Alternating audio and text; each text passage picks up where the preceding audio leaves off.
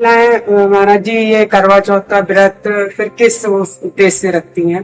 ये तो बहुत छोटे मोटे बातें हैं। ये गांव गली वाली बातें। ये अनुष्ठान किसी की मृत्यु को थोड़ी बचा सकते। करवा चौथ किसी की मृत्यु को बचा लेगी?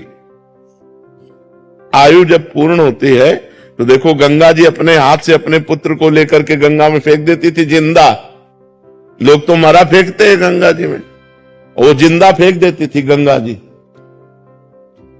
7 पुत्र पैदा होते ही गंगा जी में फेंक देती थी। क्यों? क्योंकि उनकी आयु इतनी थी। उनको पता था वो अष्ट वसु में 7 जो थे उनको जन्म लेते ही मुक्त करना था। तो उन्होंने कह दिया था शांतनु से कि आप प्रश्न नहीं करोगे हमसे। उठाया और जिंदा गंगा जी में फेंक दिया। वो मरे और वसु रूप को प्राप्त हो गए। लेकिन 8वें में रोक दिया तो वही भीष्म पितामह जी के रूप में। तो हमारी मृत्यु लोक में अगर हमारा है कि गर्भ से 10 दिन निकलने के बाद मरना है तो 11वां दिन हम नहीं देखेंगे, 10वें दिन ही मर जाएंगे। इसमें हमें शोक नहीं करना चाहिए। ये तो बिल्कुल पक्का समझो। जो विधना ने लिख दिया 6ठे राव के अंक, राई घटे न तिल बढ़े, रहुरे जीव निशंक। जितना लिखा है उतना ही जिएंगे, इसके आगे नहीं। महाराज जी, जैसे हम महिलाएं जो व्रत रखती हैं पुत्रों के लिए या पति के लिए, उसके बाद भी ये बहुत छोटा सा सपोर्ट है। जैसे हमारी आयु 10 वर्ष है, अब हमको कोई विघ्न छोटा मोटा आने वाला है, माँ व्रत कर रही तो उसका जुकाम ठीक हो जाएगा, उसको बुखार नहीं, उसको चबेटा नहीं लगेगा, उसको चोट नहीं लगेगी। मृत्यु का निश्चित टाइम होता है, उसे रोका नहीं जा सकता। हाँ, अब जैसे मृत्यु योग लग रहा है, अभी मृत्यु नहीं है तो मृत्युंजय जप करो, कट जाएगा। मृत्यु योग लग रहा है लेकिन मृत्यु नहीं है तो वो बच जाएगा। अगर मृत्यु है तो मृत्युंजय जप भी उसे नहीं काट सकता। नहीं, कोई बचा के देख ले। योग लग रहा है, पाप कर्म इतना उसका प्रभावशाली हो रहा है कि वो मृत्यु योग जैसा दंड देगा। तो मृत्युंजय जब किया योग कट गया। आयु नहीं, आयु अगर समाप्त हो गई है तो फिर समाप्त ही हो गई है, फिर उसे नहीं बढ़ाया जा सकता। नहीं, भगवान राम जी अपने पिता दशरथ जी को जीवित कर लेते और माता कौशल्या वैधव्य ना होती। विचार करो, यहां जो जन्मा राइट टाइम जब आया उसको यहां से जाना पड़ेगा। बिल्कुल कोई भी व्रत नियम संयम उसे नहीं रोक सकता। ये बाहरी सपोर्ट होता है, ये बाहरी सपोर्ट होता है। मृत्यु को नहीं रोका जा सकता। नहीं तो साधु महात्मा, मान लो आप एक करवा चौथ साल में एक बार ही तो होती करवा चौथ, यहाँ रोज करवा चौथ जैसा है। रोज उपासना है, रोज व्रत है, रोज नियम है, लेकिन मरते हैं ना संत महात्मा भी। जो रात दिन भजन करते हैं वो राइट टाइम मरते हैं कि नहीं? कोई जवानी में मर गया, कोई बुढ़ापा में मर गया, पर अभी इस जन्म में भगवान के पास जाना, इसलिए हमें कोई शोक नहीं। समझ पा रहे आप? वैभव ठाकुर जी, श्री राधे राधे। राधे राधे महाराज जी। महाराज जी, कई प्रियजन और कई बुजुर्गों को भी ये कहते हुए सुना है कि जिंदगी बड़ी मुश्किल से मिलती है। यारो, जो भोग सकते हो भोगो, एंजॉय करो। नहीं नहीं, ये नहीं। हम ये जरूर इस बात पे हाँ कहते हैं कि जिंदगी बड़ी कीमती है, जिंदगी बड़ी मुश्किल से मिलती है। दुर्लभो मानुषो देहो, देही नाम क्षण भंगुरा, तत्रापि दुर्लभम मन्येत वैकुंठ प्रिय दर्शनम। बात आप समझो, जिंदगी बहुत कीमती है यार। इसे गंदे कामों में नहीं, इसे अच्छे कामों में लगाओ। इससे भगवान की प्राप्ति कराओ, भगवान के प्रिय प्रेम को प्राप्त करो। ये जिंदगी का लाभ है। बुजुर्ग कहते हैं भोग भोगो, आनंद लो। बुजुर्ग भक्ति भी कर लो बट एंजॉय भी करो। हमें तो आज तक नहीं समझ में आता कि एंजॉय है कहां। हम तो खोल के ऑपरेशन करके बात बताते हैं, एंजॉय है कहां एंजॉय हमें बताओ। जो चीज खाओ 6 घंटा में शौच बन जाती है ना। मनुष्य को सबसे ज्यादा प्रिय वस्तु क्या लगती है? रुपया इसलिए प्रिय लगता है कि हमें सामग्री मिलती है। सामग्रियों में खान पान सबसे प्रिय, पहनने ओढ़ने को मिले, और भोगों में स्त्री भोग या पुरुष भोग, खुली बात है। इसके अलावा हमें बताओ और क्या चाहिए? इसके अलावा क्या चाहिए? मान प्रतिष्ठा, रुपया, पैसा, ये सब इसी के लिए है। अंदर 2 बातें चल, अच्छा खाने को मिले और मनमानी भोगने को मिले, बस यही चाहिए ना। मरने के बाद इनमें से क्या बचा? फाइनल में हमें बताओ। जो गृहस्थ में, आप लोग तो गृहस्थ हैं, आपने भोगा, आपके पास क्या है अनुभूति? फिर वही भोगने की इच्छा है ना। कोई ये कह सकता है कि मैं भोग करके तृप्त हो गया हूं और मेरी कोई इच्छा नहीं, ये बात वही कह सकता है जो भजन कर रहा है। अच्छा, भोग स्थान कहां है? मलमूत्र के द्वार है, जिनको छू लो तो रज लगा के साबुन लगा के हाथ धोना पड़े, वहां कहां क्या एंजॉय करोगे? कहां एंजॉय करोगे? शराब पिए नालियों में पड़े रहते हैं, एंजॉय है? एक दूसरे की हत्या कर रहे हैं, एंजॉय है? क्या एंजॉय? हमें बताओ ना, एंजॉय कहां कर सकते हो? क्या एंजॉय है? क्या आनंद प्राप्त हुआ? आप लोग तो संसार में हैं, भोग रहे हैं, क्या आनंद प्राप्त हुआ? वो आनंद पूछो तो हर समय हम कई बार बताया कि हमारे हृदय में इतना आनंद रहता है, जैसे किसी नए लड़के का नई लड़की से ब्याह तय हो जाए तो उसको कितनी खुशी होती है, ऐसे हजारों गुना लाखों गुना आनंद हमें हर समय बना रहता है। अरे भगवान की शरण में एंजॉय है कि ऐसे एंजॉय है? सही बताओ, तुम्हें चिंता है कि नहीं चिंता है? हमें पाई भर की चिंता नहीं है, पाई भर के आज सब विलास हो जाए तो हमें कोई फर्क नहीं, और आज लाखों करोड़ों आ जाए तो हमें कोई फर्क नहीं। भगवान, और इसके बाद मृत्यु सबका भय है और मृत्यु मेरा आनंद है।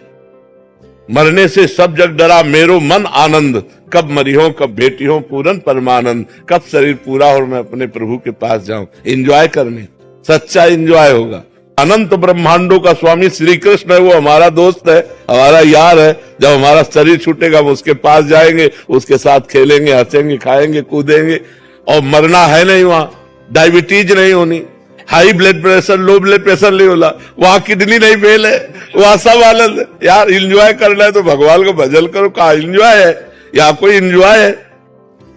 आप बताओ हमें, कहां एंजॉय है? क्या एंजॉय है? यहां कोई आनंद है? यार सब चिंतित हैं, सब शोकित हैं। जिनको तुम बड़ा आदमी समझते हो, जिनको बड़ा पदाधिकारी समझते हो, वो भी परेशान है। घर परिवार, नाना प्रकार की वासनाएं, इच्छाएं, सब परेशान है। बच्चा, अगर कभी किसी को शांति, विश्राम, आनंद और सुख मिला है तो भगवान की शरण में मिला है। इस संसार में एंजॉय करने से क्या? देखो, छोटी सी वस्तु के लिए भाई भाई की हत्या कर रहा है, पति पत्नी में विश्वास खत्म हो रहा है, हम बड़े चिंतित हैं। बड़ा समस्या समाज में हमारे आते हैं, ये एंजॉय कैसे कर पाएंगे? बहुत समस्या है, इसलिए एंजॉय के चक्कर में मत पड़ो, धर्म से चलो, नाम जप करो, धर्म से चलो, भगवान से प्रार्थना करो कि जीवन साथी ऐसा मिले कि हम प्यार भरा जीवन व्यतीत कर सके, पवित्र जीवन व्यतीत कर सके। कपिल परमार जी। महाराज जी, राधे राधे महाराज जी।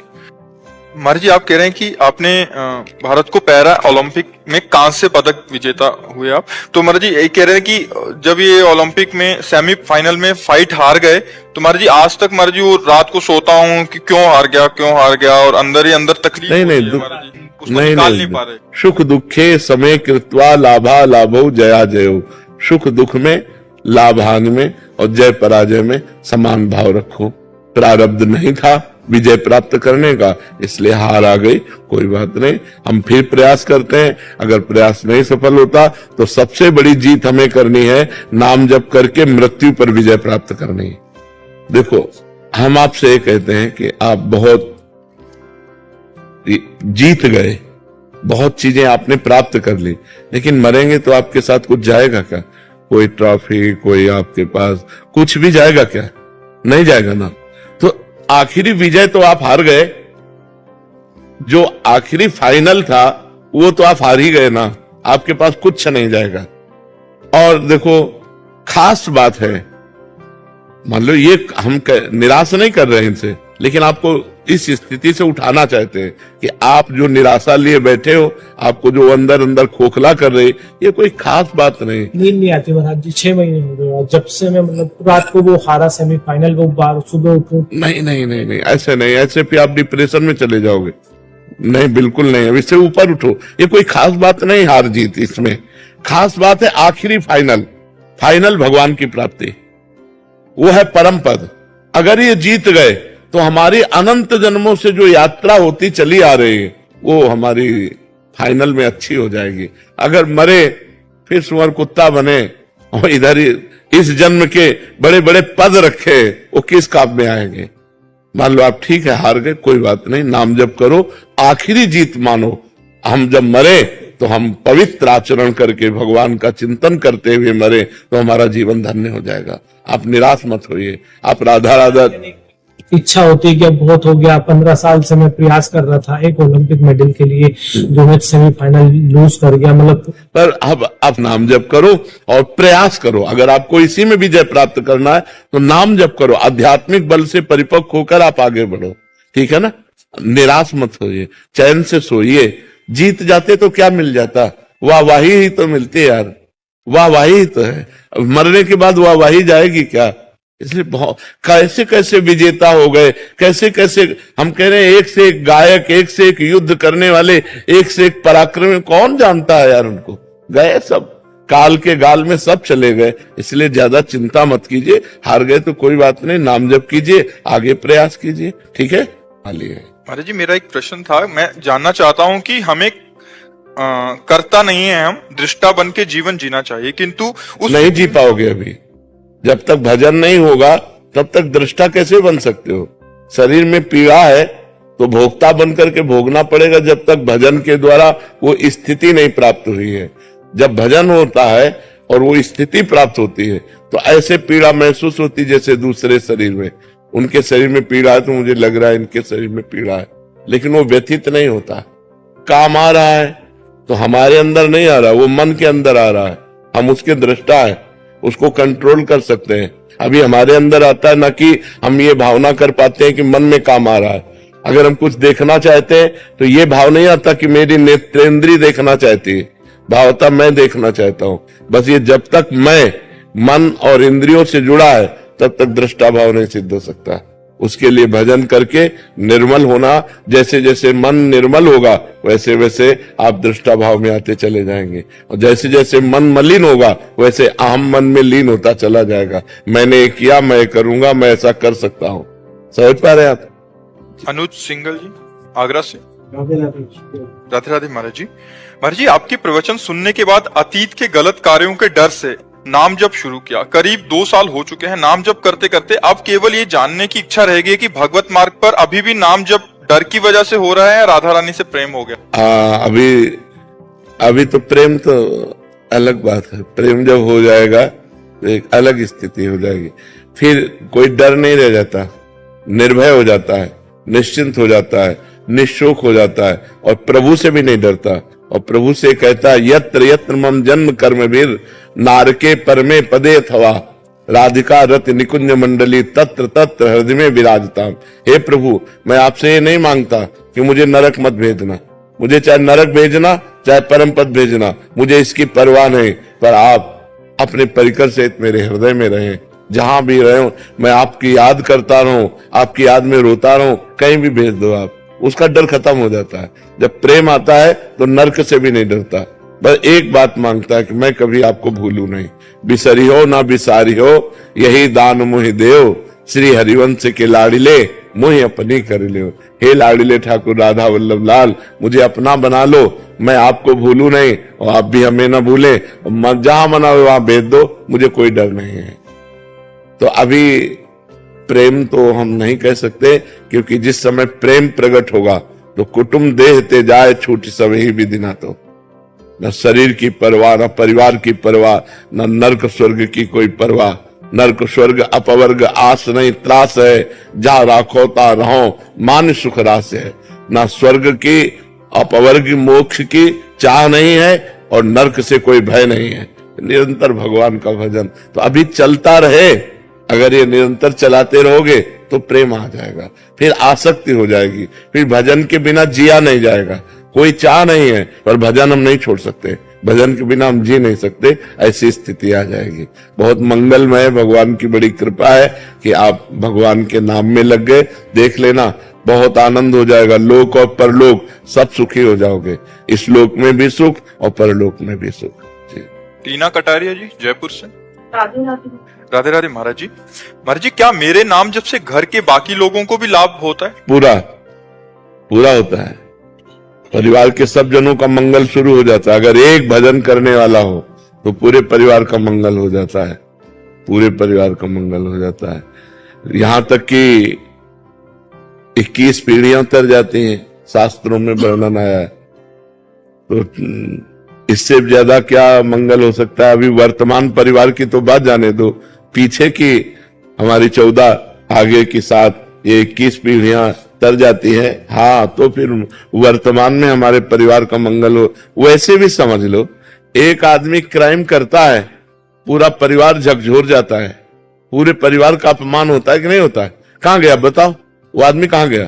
तुम उसके चाचा लगते हो, तुम्हें तो पता होगा ना, तुम उसके जीजा लगते हो, तुम उसके अब मतलब हर संबंधी हर जगह वहां पुलिस जाएगी और वहां जाकर के जांच करेगी, परेशानी पैदा करेगी। एक आदमी ने क्राइम किया, पूरा परिवार दुखी होता, पूरा मोहल्ला दुखी होता, पूरे रिश्ते नातेदार दुखी होते। ऐसे ही अगर हम सही चलते हैं तो हमारे गांव वाले भी सुखी होते हैं। तो अगर हम एक धर्म से चले तो हमारा गांव सुखी, हमारा मोहल्ला सुखी, हमारा परिवार सुखी, उसके ऊपर प्रभाव पड़ता है। और एक आदमी अगर गलत चले तो पूरा गांव दुखी हो जाता है, पूरा मोहल्ला दुखी हो जाता है, पूरा परिवार दुखी हो जाता है, रिश्ते नातेदार दुखी हो जाते हैं। ऐसे हमारे भजन का प्रभाव पूरे परिवार पर पड़ता है जी। अमन शर्मा जी। सर मेरा राधे राधे महाराज जी। महाराज जी, आपके पास जैसा मरीज आता है आप उसको वैसी दवा देते हो। महाराज जी, आपसे ब्रह्म ज्ञान की बात करता है कोई तो उसे वैसा बताते हैं, भक्ति की बात करता है तो भक्ति बताते हैं, कोई भगवत प्राप्ति के लिए आता है तो भगवत प्राप्ति। महाराज जी, मैं चाहता हूं कि श्री जी का प्रेम और शरीर छूटने के बाद जैसे आप श्री जी के पास जाएंगे, महाराज जी मुझे भी वैसे ही जाना है। महाराज जी मुझे वैसे चलना पड़ेगा ना, वैसे चलना पड़ेगा। अगर हमको श्री जी के पास जाना है तो श्री जी के बनना पड़ेगा ना। श्री जी के पहले किसी संत महापुरुष की शरण में हो, उनसे दीक्षा लो, उनके अनुसार साधना करो, भले गृहस्थ में रहो लेकिन साधना करनी पड़ेगी। अब ऐसे तो नहीं कि हम आर्मी में जाना चाहते लेकिन ना हम दौड़ लगा रहे हैं, ना हम व्यायाम कर रहे हैं, ना हम कुछ कर, तो ऐसे आदमी कायर आदमी थोड़ी आर्मी में जाएगा। उसको तो वो करना पड़ेगा ना, उतनी दौड़, उतनी लंबाई, उतनी चौड़ाई, वो सब निशानेबाजी सब करना पड़ेगा। ऐसे जब श्री जी के पास जाते हैं तो इंद्रियों को अपने अधीन करना, मन को अधीन करना, गंदे आचरण न करना, ब्रह्मचर्य से रहना, पवित्र आहार पाना, हर समय नाम जप करना, दूसरे से मृदु व्यवहार करना, ये लक्षण है। धीरे धीरे हम श्री जी की तरफ बढ़ जाएंगे। सुमित गुप्ता जी पलवल से। राधे राधे महाराज जी। महाराज जी, आपके चरणों में कोटि कोटि प्रणाम। महाराज जी, जब हम कोई साधना करने का संकल्प लेते हैं और निभा नहीं पाते तो क्या भगवान नाराज होते हैं? नहीं, भगवान बहुत करुणामय है, कभी ऐसा नहीं। असफलता को हम सफलता में बदलने के लिए ही मानव जीवन प्राप्त किए हैं। यदि हम असफल होने पर निराश हो जाएंगे तो हम हार गए, फिर ठीक नहीं है। 100 बार असफलता हो फिर भी हम 101 बार प्रयास करेंगे सफल होने का। तो हमने जैसे संकल्प लिया कि हम अमुक कार्य करेंगे, नहीं कर पाए तो फिर हम अगला, फिर अगला, फिर अगला, हम कदम बढ़ाते चले जाएं, एक दिन हम कर लेंगे। निराश नहीं होना। भगवान बहुत उदार पिता है, भगवान बहुत उदार पिता है। वो ऐसे विमुख भये निमिषहु ना अकृपा जब चितए, तो वैसे जैसे बहुत धनी उदार पिता हो तो छोटी मोटी गलती हो जाए तो ध्यान नहीं देता है, अगर बड़ी गलती हो गई तो अपने पुत्र का ही पक्ष लेता है। ऐसे भगवान अपने भक्त का ही पक्ष लेते हैं। तो अगर हमसे ऐसी त्रुटि हो जाती है कि हम ये करेंगे, हम नहीं कर पाते हैं, तो हमें निराश नहीं होना, हमें फिर प्रयास करना है, फिर प्रयास करना है। तो एक दिन भगवान की कृपा से हम वो कर लेंगे। क्योंकि हम बहुत बार अपने इंद्री और मन के कहने से गलत आचरण कर चुके हैं। तो हम जब अच्छा आचरण करने का संकल्प करते हैं तो उनकी जो गंदी आदतें हैं मन और इंद्रियों की, वो हमको जबरदस्ती गंदे मार्ग में ले जाते हैं। और जब हम गंदा कार्य कर लेते हैं तो हम उत्साहहीन हो जाते हैं कि यार अब मेरे से नहीं हो पाएगा, क्योंकि वो सत्य कार्य है ना, भगवान का कार्य है ना। तो पाप होने पर मन उससे हट जाता है। तो हम फिर पवित्र करें, नाम जप के द्वारा भगवान की कथा सुने, सत्संग सुने, फिर हम उत्साह संपन्न बने और आगे फिर अपने कार्य को करें। भगवान नाराज नहीं होते। गर्वित शर्मा जी। शाम सदाशिव महाराज जी। महाराज जी, आपके चरणों में कोटि कोटि प्रणाम। महाराज जी, हमारे जीवन की बात कब बनेगी? श्री जी सर्व समर्थ हैं, जब अभी बनी हुई है। बिगड़ी क्या है? बिगड़ी हमसे है। भगवान ने तो बिल्कुल सुंदर बना के भेजा, हमें मानव जीवन दिया। अब हम बिगाड़ लें तो इसमें हमारी गलती है, भगवान की गलती नहीं है। श्री जी की बड़ी कृपा है। जबान दिया है, मृदु बोलो, सत्य बोलो, आंख दिया है अच्छा देखो, सब में भगवान को देखो। हाथ दिया है दूसरों को परोपकार करो, माता पिता की सेवा करो, खूब धर्म पूर्वक धन कमाओ, पढ़ो लिखो, उन्नति करो। भगवान ने क्या कमी रखी है? हमको परेशानी क्या है? शिकायत क्या है भगवान से? महाराज जी, श्री जी हमें देख रही हैं, जब हमारी बात बनेगी, या हम श्री जी को देख लेंगे जब हमारी बात बनेगी? बात तब बनेगी जब आप श्री जी का नाम जप करोगे, देखने सुनने से नहीं। दुर्योधन भी तो देख रहा है भगवान को, क्या बात बनी क्या? भगवान श्री कृष्ण को दुर्योधन ने देखा ना, तो बात बनी क्या? मारा गया। बात बनेगी भगवान का नाम जप करने से। डट के नाम जप करें और श्री जी न्याय लेने, तो आपको श्री जी की प्राप्ति हो जाएगी। आप लेके चलोगे? पक्का, गारंटी। प्रॉमिस। तुम राधा राधा नाम जप करो, ठीक है? हाँ, जब नाम जप करते हैं तो नाम हमारा नौका बन जाता है और वही हमको भव समुद्र से पार कर देता है। हमें चिंता नहीं करनी। कलयुग केवल नाम आधारा, सुमिर सुमिर नर उतरे पारा। आप बिल्कुल चिंता मत। महाराज जी, आई लव यू। अब हम अंग्रेजी तो बोलेंगे नहीं, हम यही कहते हैं कि हम सबको प्यार करते हैं, लेकिन हमारा जो प्यार है वो आपके प्यार से अलग प्यार है। हम आपके शरीर से प्यार नहीं करते, हम आपसे कुछ चाह करके प्यार नहीं करते, हम आपको देने के लिए प्यार करते हैं। आपको सुख मिले, आपको भगवत प्राप्ति हो, आप स्वस्थ रहे, आप निरंतर भगवान का भजन करें, अच्छे आचरण वाले बने, तो हम आपसे प्यार करते हैं। ठीक है ना? नितेश पाल जी बरेली से। राधे राधे महाराज जी। राधे राधे महाराज जी। महाराज जी, आप अपने जीवन में आध्यात्मिक और संसारिक लक्ष्य को एक साथ कैसे प्राप्त किया जा सकता है? किया जा सकता है। जैसे हम हर फावड़े पे राम राम राधा राधा जपे, क्या हमें फर्क पड़ेगा? हम व्यापार कर रहे हैं, ग्राहक आया, उसमें भगवान का भाव किया और व्यापार का कार्य करने, फिर राधा राधा राधा, कोई परेशानी नहीं। अगर हम पराई स्त्री की तरफ गंदी दृष्टि से देखेंगे, पराये धन की बेईमानी करेंगे और हम गंदे भोजन पाएंगे, तो हमारी दुर्गति हो जाएगी। शराब पीना, मांस खाना, गंदे आचरण, ये फिर हमारी दुर्गति हो जाएगी। यदि हम पवित्र भोजन पाते हैं, धर्म पूर्वक धन कमाते हैं, भगवान का नाम जप करते हैं, दूसरों को उपकार करते हैं, तो गृहस्थी में रहते हुए भी अध्यात्म की पूर्ति हो जाएगी। कोई परेशानी नहीं है, नहीं? हाँ, कोई नशा मत करो, गंदा भोजन मत करो, हाँ बिल्कुल, और नाम जप करो। नाम जप करते हो यार, काउंटर रखा करो, उसे उससे ज्यादा बनता है। प्रारंभ में उससे हो कि आज हमने 50,000 किए तो कल हम 60,000 करें, हम 65,000, उसमें एक मतलब लगन लगती है। तो हमें लगता है नए साधक को ये काउंटर है, माला है, इनका प्रयोग करना चाहिए।